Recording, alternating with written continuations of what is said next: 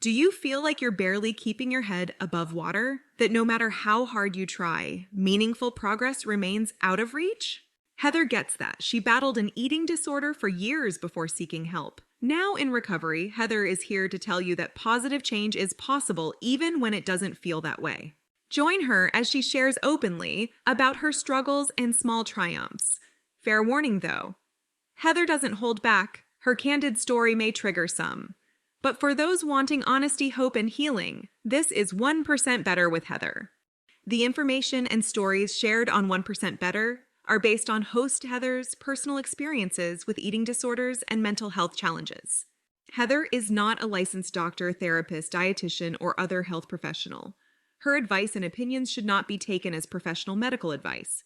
Please consult your physician or a qualified health provider regarding any medical or health-related issues. 1% Better also contains descriptions of eating disorders that may be triggering for some listeners. Discretion is advised. Hey there, my little gaffers, and welcome to 1% Better with Heather. Today I have a special guest, edWarriorMom, as she's known on TikTok. For the next couple episodes, edWarriorMom will share how she got pulled into this eating disorder hell. No questions off limits.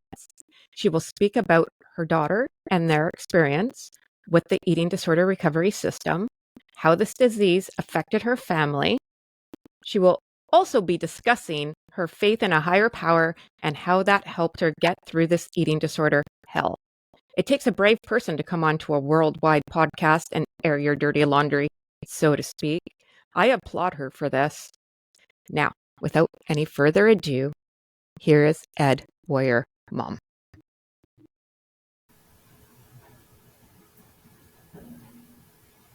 Hey there, my little gaffers. Welcome to 1% Better with Heather. I have edWarriorMom here with me today as my special guest. That's how she's known on TikTok. Would you like to introduce yourself, edWarriorMom? Hey, everybody. And hey, Heather, thank you for having me on. Yes, I'm edWarriorMom on TikTok. My actual name is Kendi, and that's hard for people. So I always introduce myself as it's like Wendy, just with a K. And that seems to make some sense to people. So just happy to be here and talking about a really important topic. Well, again, I have to thank you to come on a worldwide podcast and air dirty laundry, so to speak. Not a lot of people could do this, so I'm very appreciative that you are here in the community to want to guide and help. Absolutely. So we left off. Your daughter now is going to inpatient? She actually went directly to residential. I think inpatient typically is if you're, medically compromised and they need to stabilize you before you can go into the residential environment. So she, didn't need that particular time. So residential, just because things are a little, I didn't go through any of this. I'm very open and honest. I just went to the hospital. Yeah. But it wasn't good. So residential's like, lack of a better word, like a recovery house, right? Yep. There's various different facilities. They, maybe look more medical versus, a home environment. She went to a very large treatment center that did have much more of a medical kind of feel to it. And again, we got there only because of the recommendation of her dietitian. Now, we live in an area that has one kind of reputable treatment program and about an hour and a half away, so not close, but they would not take our insurance. And so we ended up at a program about 3 hours from where we live. And, that was a hard decision to make just in and of itself with a 17-year-old who is not used to being away from home and just thinking about what that's going to look like over a long period of time. But we're glad we went there. It was a very comprehensive program. And, all treatment programs have their problems, but I was very happy with and impressed with the kind of care that she received. She was there for 9 weeks. And at the end of 9 weeks, and I know you've talked about this with another guest, but at the end of 9 weeks, they tend to step them down to a day-only program, and it's called partial hospitalization. And the challenge for us, being 3 hours away, is that, she would have to have somewhere to sleep at night. And so I moved to that city 3 hours away and left the rest of the family for another 6 weeks to live with her there so that she could go to the day program and then come, to an Airbnb with me and sleep there at night. So when you think about sort of the difficulty and the challenge of putting your child in a long-term program like this, you don't also think about the many challenges that come along with it. So a total of 13 or 14 weeks. And then, she came back home with the family. And I came back home with the family. So you're 3 hours away. Your 17-year-old daughter's in a place. So is it all girls? Is there like how many people are in this residential? Is it with dietitians, doctors? It's around the clock care. Does she get a cell phone? Like what are the terms with this one? So it's around the clock care, dietitian, therapist, psychiatrist, medical doctor, nurses available 24 hours, other staff to support, all of the activities.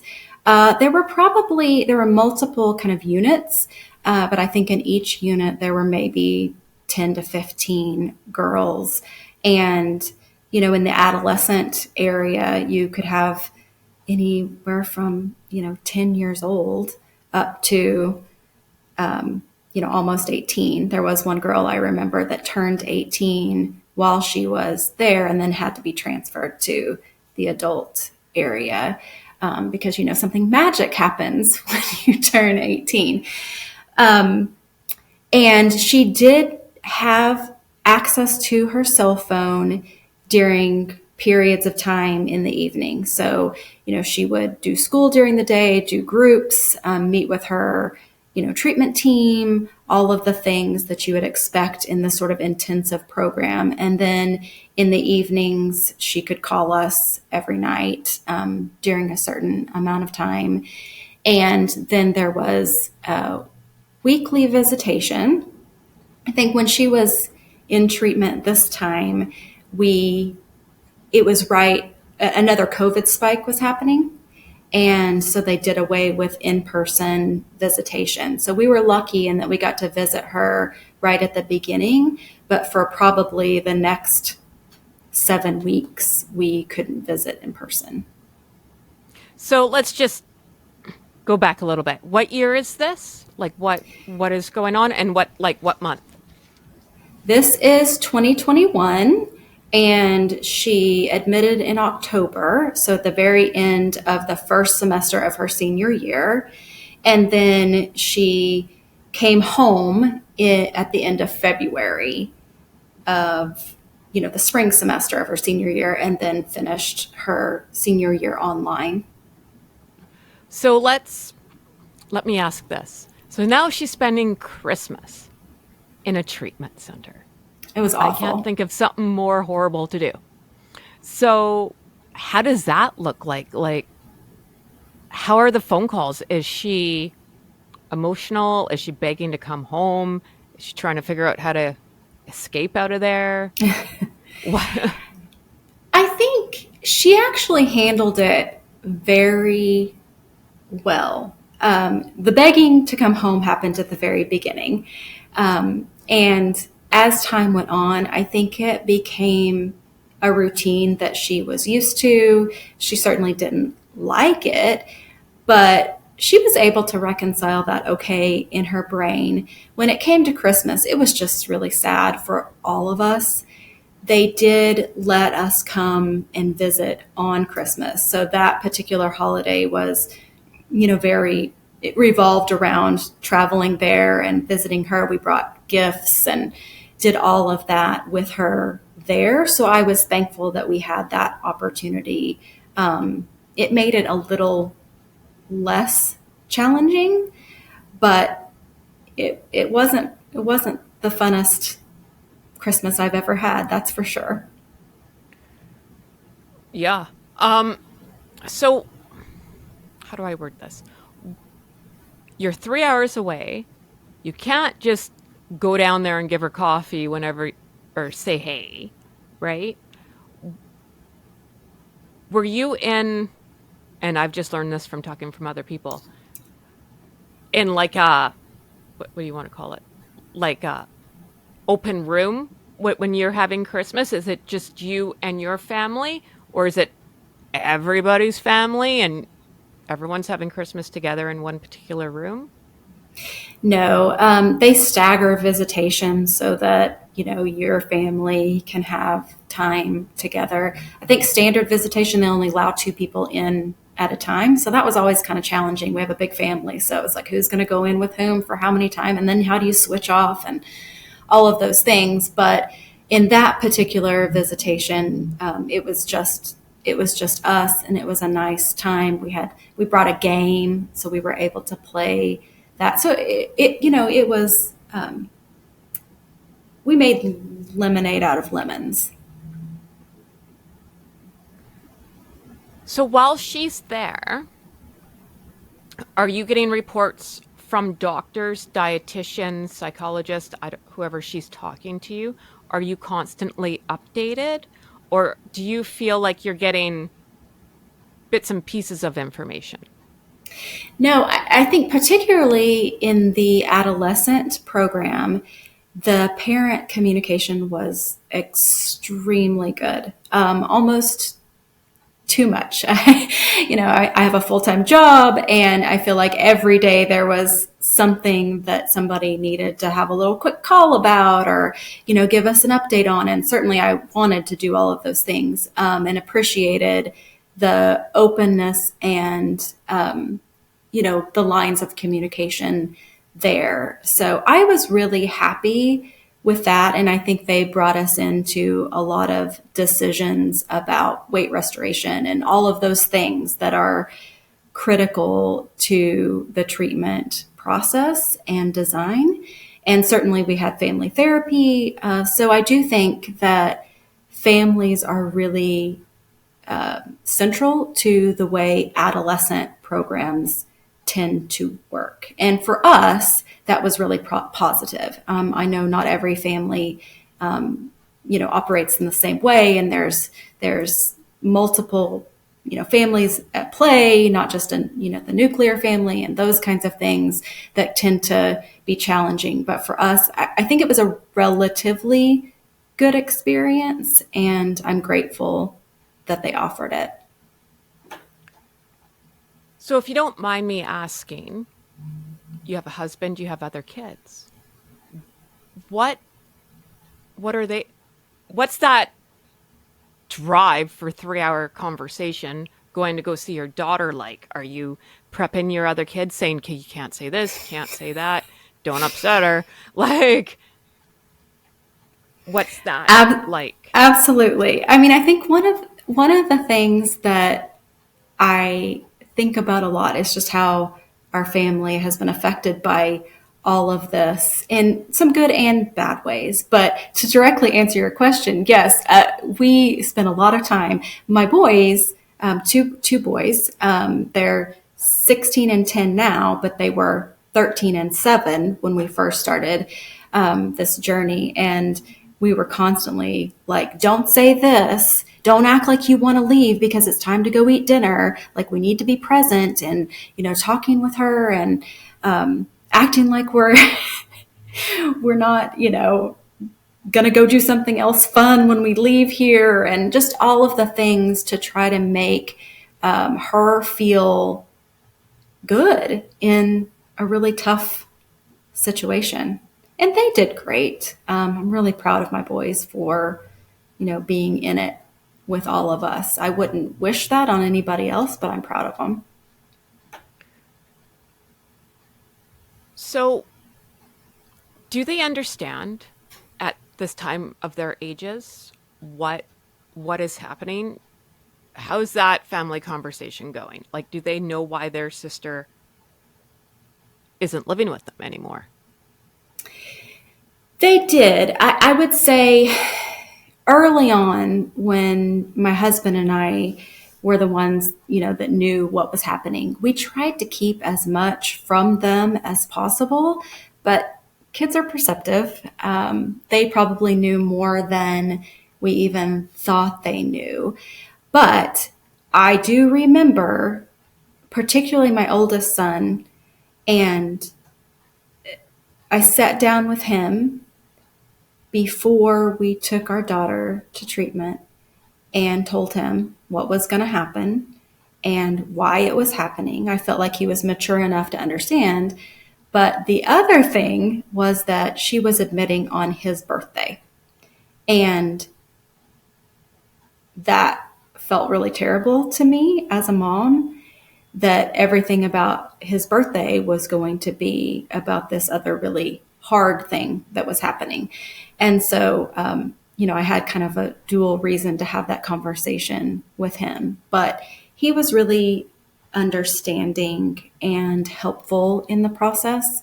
My little one, he kind of just went along for the ride and complained, about everything, as small children tend to do. It's only now, I think, at 10 that he is asking some questions about what happened and why it happened and what it means. And it's a little more age appropriate to have that conversation now. And what's, if you don't mind sharing, what's the conversation with you and your husband? Because obviously you're probably not going to talk about it in the car with your other two kids in the car. Like, how are you guys discussing how you're going to navigate Christmas and drive for 3 hours, and then you need to find somewhere to stay, and how's that all happening? Yeah, I think we just did it. As I, said before, something was really helpful to us to just deal with the problems of the day and manage what we could manage. We got, in the very beginning, it's sort of like we got all of the "this isn't how it's supposed to be" kinds of things out in the open and processed them, I think, emotionally. And so the treatment experience, I think, was just put one foot in front of the other. There are things that we can control. There are things that we can't control. It's really terrible that we're, in this situation, but we're going to do what we need to do and then take what comes next. So your husband, from what I'm hearing, was never in denial. He never said, no, our daughter doesn't have a problem. This is the path we're going to go, and we're just going to deal with it. Like, he was on board from day one? Yes, I think he actually was more worried about her than I was initially. So there was no denying that there was a problem. I do think that when her dietitian said, "I think we need a higher level of care," we both had this moment like, is that really necessary? Like really necessary? So it did take a while for us. It wasn't until she was in treatment and we were having these conversations in family therapy that we really understood that, what you look like aside, your weight, your vitals, really kind of what's going on emotionally was a significant challenge. And we were all in it, wanting to make sure that we were doing what we needed to do to help her feel better, do better, live better, you name it.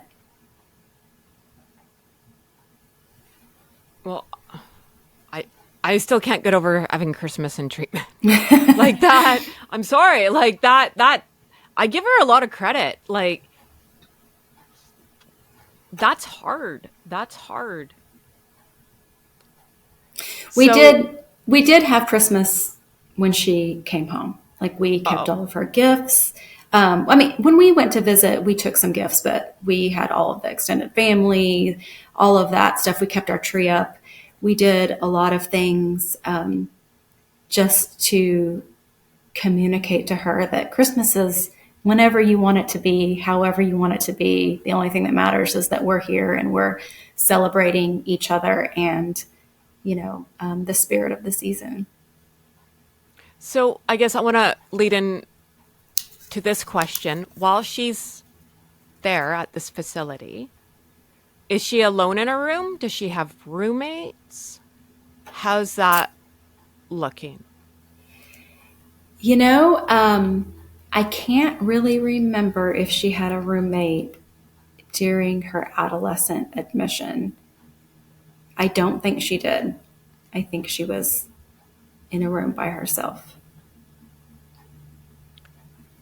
See, and then I look at it as, man, I wish I had a room by myself. But it's like, I didn't.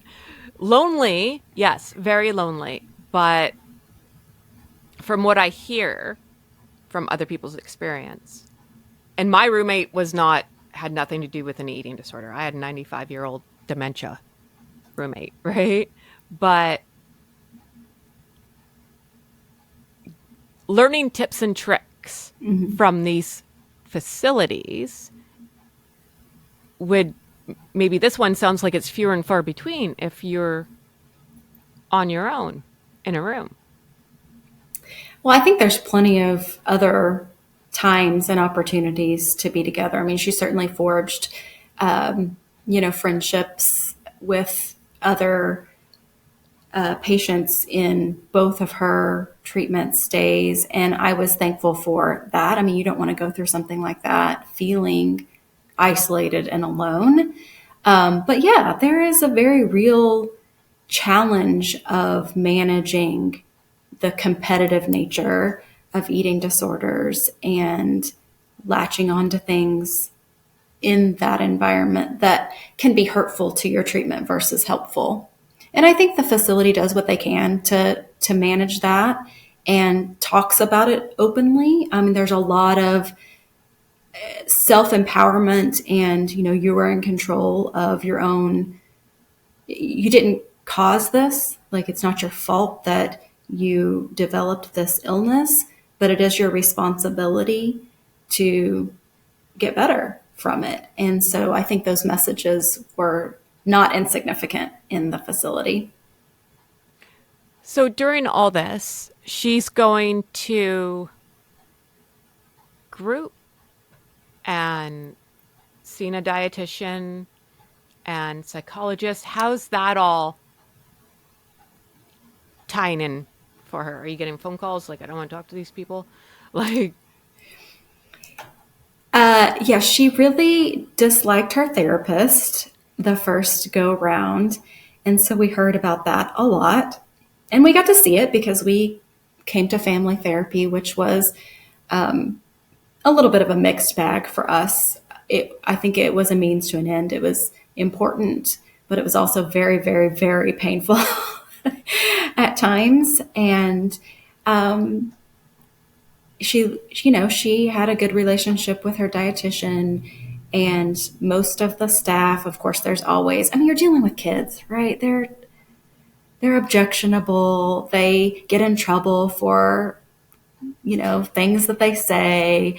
So, I know that there were like a couple of things that we get as parents got this like big serious email about, kids that were causing, a problem with one of the, night staff and trying to prank them. And, from an outside perspective, you're like, that's kids. But I also know, you got to keep the order in place. And so, just a lot of rambunctiousness, I think, in that environment. yeah. And I'm laughing because I'm like, the inmates don't run the prison. And, but I can see that, like, you're already feeling like you're going insane. You're away from your family. If you like, you gotta entertain yourself somehow. And Yep. at least they had, like, I guess, a good humor about it, right? Like, they didn't put everyone on lockdown and solitaire or something. Yeah, I think they, do what they need to do to strike the right balance. And sometimes it's okay. And sometimes it errs on the side of too much. And, you just take some of the good with the bad. I think, my daughter would say sometimes that what was challenging with being an adolescent is being treated like you don't have any agency, or really any reasonable thoughts or ideas about yourself.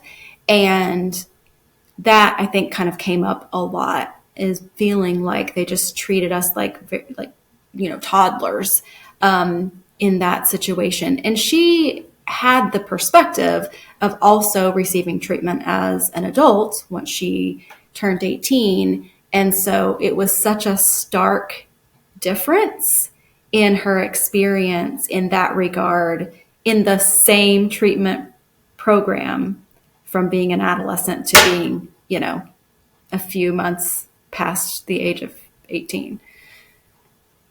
So does she keep in contact with any of the people that she met in there? Or is it like, how does she feel? Is that chapter closed, done, never, don't want to look at it ever again? Or is she okay with talking about it? Yeah, I think she, more so in her most recent treatment stay, again, as an adult, she has a handful of close friends from that time in her life that, they're on TikTok and on Snapchat and Instagram, all the things that young people do. And they talk about meeting up and, doing something. They all live in very different parts of the country, so it would be challenging. But I don't think that it's not something that she really tries to keep at the forefront of her mind.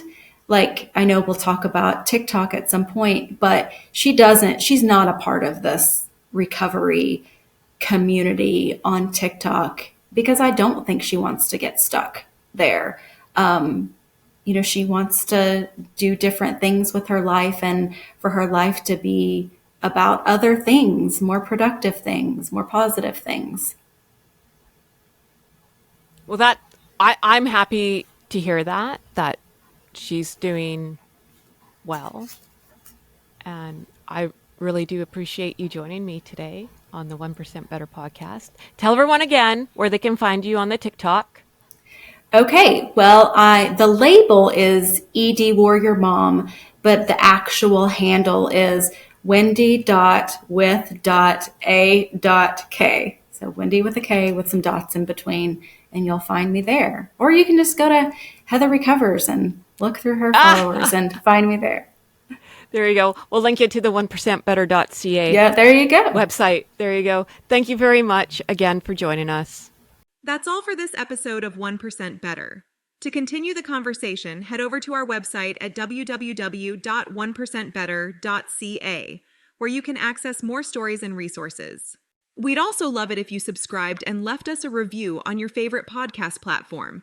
And remember, friends, progress takes patience, perspective, and sometimes a little help from people who get it. So be kind to yourself and others as we work to get 1% better every day. We'll see you back here next week.